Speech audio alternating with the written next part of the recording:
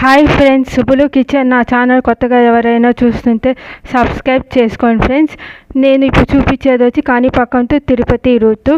Left side right side అంతా farming, good nature, మంచి చల్లగాలి వస్తుంది, సెగ్గగా లేదు కాబట్టి మన సిటీలో ఇది చూడలేం. పొలాలు ఇలా పల్లెటూరుకు వచ్చినప్పుడే చూడగలుగుతాం.